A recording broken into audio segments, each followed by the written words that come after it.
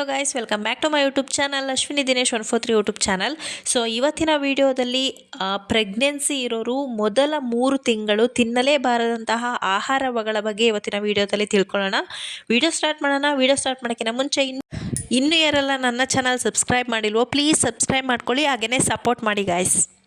ಪ್ರೆಗ್ನೆನ್ಸಿಯ ಮೊದಲ 3 ತಿಂಗಳು ಬಹಳ ಜಾಗರೂಕತೆಯಿಂದ ಇರಬೇಕು. ಏನು ತಿನ್ನಬೇಕು, ಏನು ತಿನ್ನಬಾರ್ದು ಅನ್ನೋದ್ರ ಬಗ್ಗೆ ಜಾಗರೂಕರಾಗಿರಬೇಕು.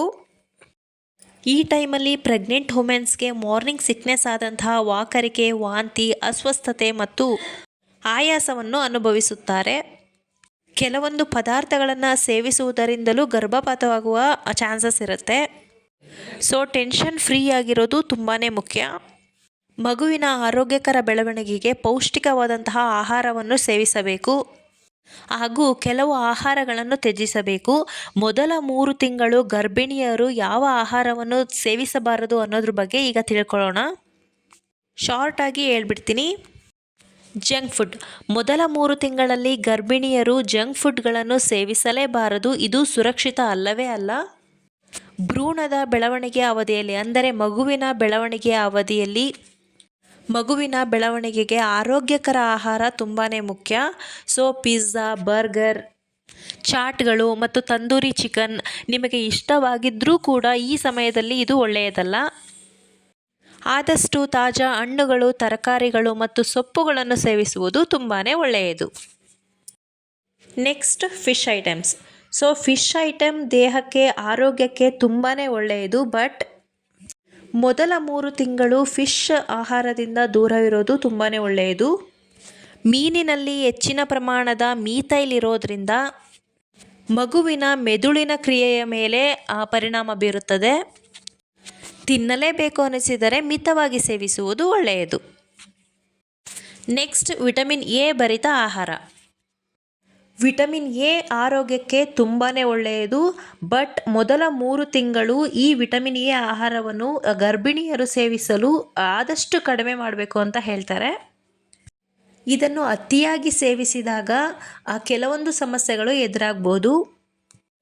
ಕೆಲವೊಂದು ಆಹಾರಗಳಾದ ವಿಟಮಿನ್ ಎ ಆಹಾರಗಳಾದ ಹಣ್ಣುಗಳು, ತರಕಾರಿಗಳು ಮತ್ತು ಮೊಟ್ಟೆ, ಹಾಲು ಸೇವಿಸಬಹುದು.